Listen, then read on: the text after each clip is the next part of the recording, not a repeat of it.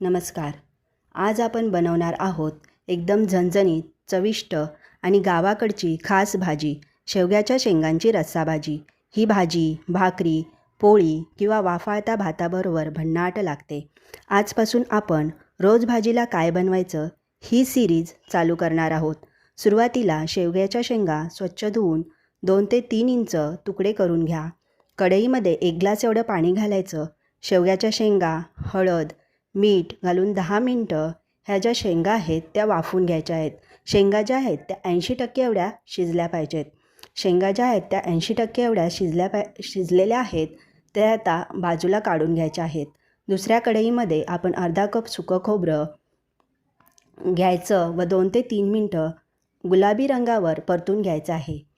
परतून घेऊन ते थंड होण्यासाठी दुसऱ्या ताटामध्ये काढून ठेवायचं आहे. 2 कांदे उभे पातळ चिरून घ्यायचे.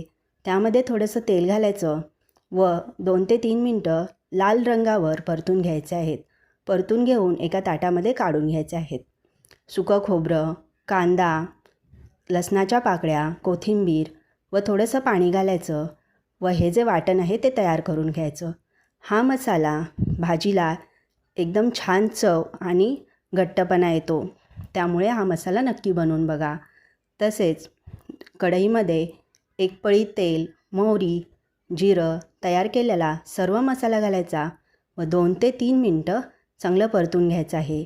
यामध्ये परतल्यानंतर पाव चमचा हळद, 1 चमचा कांदा लसूण मसाला, 1 चमचा धने पावडर घालून 2 ते 3 मिनटं चांगलं परतून घ्यायचं आहे. परतून झाल्यानंतर यामध्ये आपण शिजवलेल्या शेंगा व त्यातील पाणी घालायचं आहे व 2 ते 3 मिनटं चांगलं परतून घ्यायचं आहे.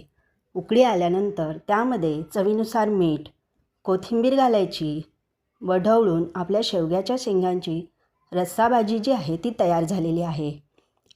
तुम्हाला जर ही रेसिपी आवडली तर लाईक शेअर करा व एकदा अशा पद्धतीने भाजी जी आहे ती नक्की बनवून बघा.